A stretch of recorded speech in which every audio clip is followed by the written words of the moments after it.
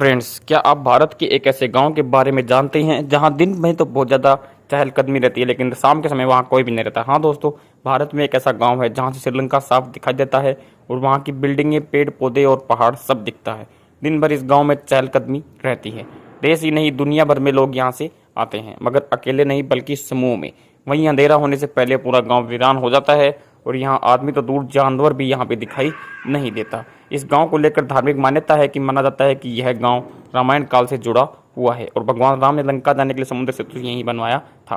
रावण को मारने और विभीषण को लंका का राजा बनाने के बाद भगवान राम जब समुद्र सेतु के लिए वापिस इस गाँव में आए तब उन्होंने कहा था कि अब इस सेतु को तोड़ दो। विभीषण की बात को मानते हुए भगवान राम ने अपने धनुष से गांव के इस छोर को बने सेतु को तोड़ दिया। इसलिए इस गांव का नाम धनुषकोडी पड़ा और यह गांव तमिलनाडु के पूर्वी तट पर स्थित रामेश्वरम दक्षिण छोर पर है।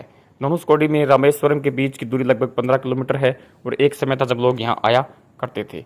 भूरी परी आबादी थी और यहाँ भारत और श्रीलंका के बीच अंतिम ऐसी स्थलीय सीमा है जहाँ गाँव बना हुआ है। यह स्थान पाक जल संधि से बालू के टीलों पर केवल 50 गज की लंबाई में है और इसलिए दुनिया के सबसे छोटे स्थान में से एक माना जाता है। दिन भर चाहे यहाँ जितनी भीड़ हो, मगर अंधेरा होने के बाद रामेश्वरम लौट जाते हैं। धनुषकोडी से रामेश्वरम तक की दूरी सुनसान और रहस्यमय है। दावा यह भी कहा जाता है कि चक्रा पूरी तरह से भूतिया हो चुका है। हालांकि डरावनी बातों के बावजूद दिन भर यहाँ पर्यटक आते रहते हैं, मगर अंधेरा होने के बाद सभी वापस लौट जाते हैं। श्रीलंका यहाँ से सिर्फ 18 मील की दूरी पे है और वहाँ की चीज़ें स्पष्ट दिखाई देती हैं। इस नज़ारे को कैद करने के लिए दुनिया भर के सैलानी यहाँ आते हैं।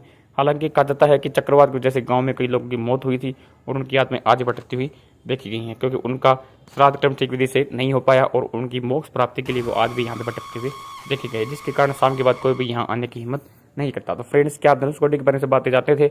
मैं कमेंट बॉक्स में लिखकर जरूर बताना और ऐसे कुछ हॉन्टेड और मजेदार वीडियोज के लिए हमारे चैनल सब्सक्राइब जरूर करना। Thank you.